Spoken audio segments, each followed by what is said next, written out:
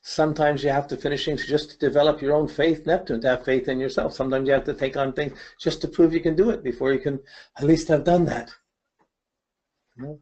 Okay, Jupiter, from here on in, was going out, there's less aspects, but it's harder to fathom them or get a definite focus on them. People have to almost show you how they're working. Okay, they almost have to explain it to you. So, or you have to observe it, because it's hard enough to understand our own take. We see our own, I understand things this way. They don't understand things this way. These people don't, nobody understands me, or this group understands me.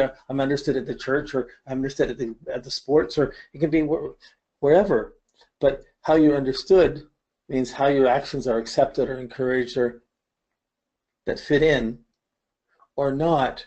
That's your Jupiter, that's your Jupiter struggle. So Jupiter is always struggling between Mars and Saturn. It's the guidance system to guide the Mars, but it also has to understand what's responsible, what's needed to be done Saturn. There's no bad aspects between Jupiter and Saturn.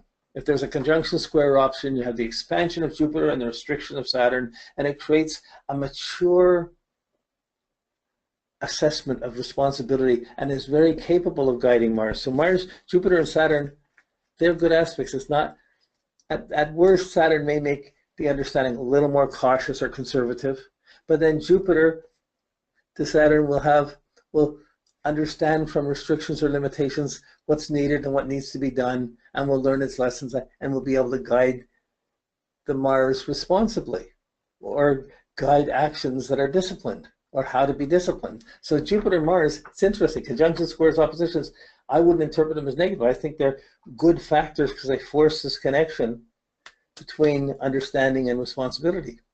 Creates a great sense of timing in business. So Jupiter and Saturn, they conjunct themselves every 20 years.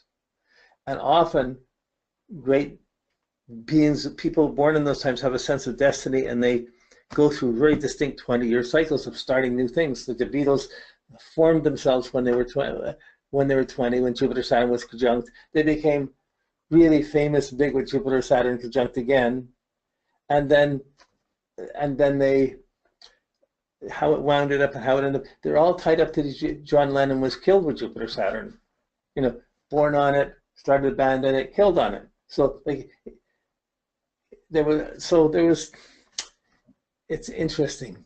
When we get into cycles, I don't want to get into cycles too much here because I really want to keep the focus on, as you come to look at the outer planets, as they affect each other, you're not going to see them so clearly. You'll get glimpses, you'll wonder about what it is, you'll sense it. But the Saturn, Jupiter, that's a good understanding of defensive approach, of responsibilities, what has to be done, and the ability to learn from limitation or learn about discipline and restraint. So we don't have to talk about Jupiter and Mars, we've done that, but that's the Jupiter side that adds an extra. It anchors in the sense of responsibility and makes Jupiter wiser. Okay, if you don't have that, you still have Jupiter Saturn, you're still trying to go there. It's just not going to create enough stressful situations where you're having to develop your understanding over what's responsible or not.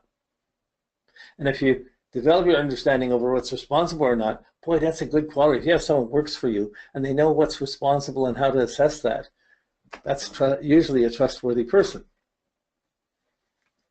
So depending, there's other things that come in. Okay, so nobody's good or bad. We're spiritual beings in this matrix of energy, and we have good and bad behavior. So if we understand how to adjust the bad behavior, how to make use of the good behavior, well, that starts to be a magical life. And we're trying to do that all the time. We're sure we know what we're doing, even when we don't. And then we get humbled sometime. We don't know what we're doing. We have to rebuild everything again, and we have to put these pieces of the building block back together. Therapeutic rebuilding or reconstruction. Okay, when Jupiter starts reaching to the outer planets, it's going to run into it's going to have its understanding aligning to extremes that are trying to bypass Saturn. Not a healthy, it can be extremely positive in one way, but it's not a healthy or long-term established factor. because it's trying to bypass the Saturn. So if Jupiter is aligned to excitement, I understand this can be exciting, this can be different. Oh, wow, why not do something innovative? Wow. In which case, if Jupiter is hit by Saturn and Uranus, it'll have the excitement and the ability to be disciplined with it. If it doesn't, you just have Uranus hitting Jupiter, there's a tendency to exaggerate the importance of the excitement. And there's a tendency for the Uranus and the excitement to destabilize one's understanding, to shake it up, to make it more radical or unstable. If the understanding gets unstable, your guidance system is unstable, how much more is that going to affect what you do with your life? This is poetry, really. It's just, I don't have this memorized. I'm just going through making these associations so you can see the layers coming in. When we're looking at some, these are like the salad layers, so different layers of oil and vinegar. You can see they're sitting there. You can see them all different, but you shake it up, and as it shook up in the salad, that's how we live life, when we see it all shaken up. But as an astrologer, when you look, you slow it down. You're looking at all the layers to see which ones are strong or weak or how they affect each other. This is what I consider in-depth thinking, developing the depth thinking and being able to see at each of these levels and take one to another. So Uranus is going to excite and destabilize Jupiter, cause it exciting, make it go for sudden changes or quick opportunities, and sometimes they may come through, but sometimes they may break away, but they're not necessarily long-term factors. It can make one align with a very exciting group, but then I have my own understanding. If you have your own understanding in a group, everyone's going to have their own understanding, and they're not going to be, you're going to make the notice, they'll see yours is different, but they're not going to necessarily follow yours. So it can be incentive for making movies or for seeing things and or writing books that are exciting. It's not exactly Mercury, but it's your understanding that's getting shaken up or changed. So you're looking at things in a different way than the norm. Sometimes that's good, but it usually has its challenges and its costs or repercussions. Whew.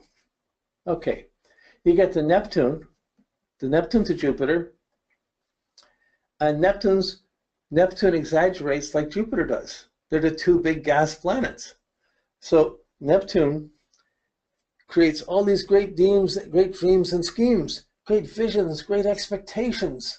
And conjunct with Jupiter, I have to go for the big. It can be the most dedicated factor. It can be very spiritual. I understand the mystical, the rapture of things, the vision of things, how I have to belong, and my understanding can be there. And then if that's there, it can guide, it can direct the Mars for these dreams.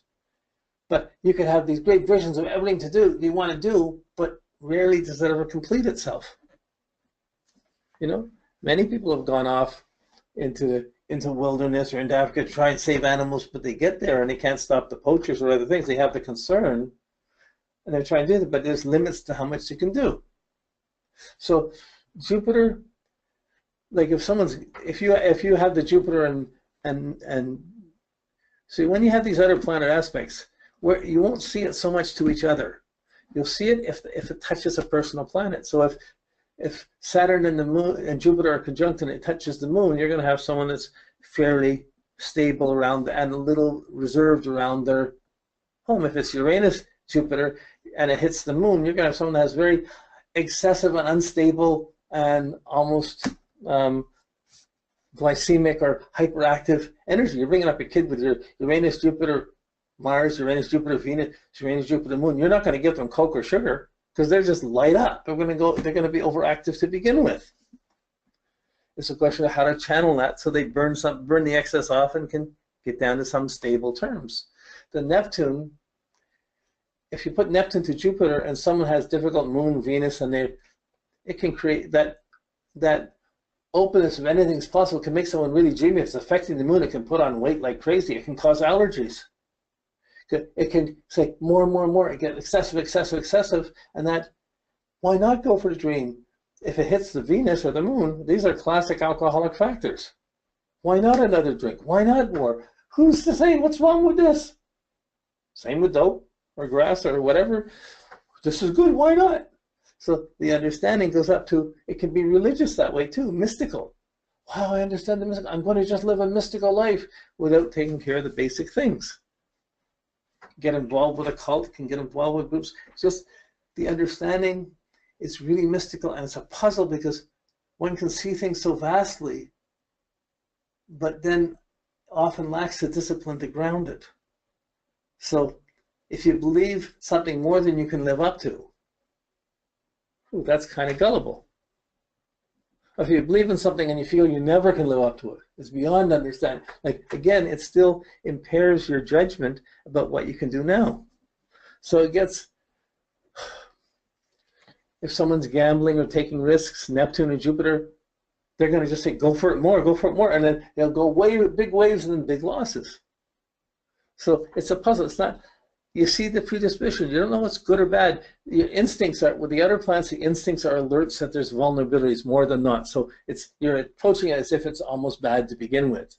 But there are people, if you have that and you live with that, there's ways of making this work that's okay, that works out well and takes that specialty and puts it in a place, doesn't hurt anybody, and can do good things. So usually with Jupiter to Neptune, there's temptations of what to understand, and there's a struggle to have to understand spiritually correctly or in a social conscious way properly, and then you have to watch how it descends into the chart and affects the other planets. And at what times, because as it does, it's going to distort the perspective.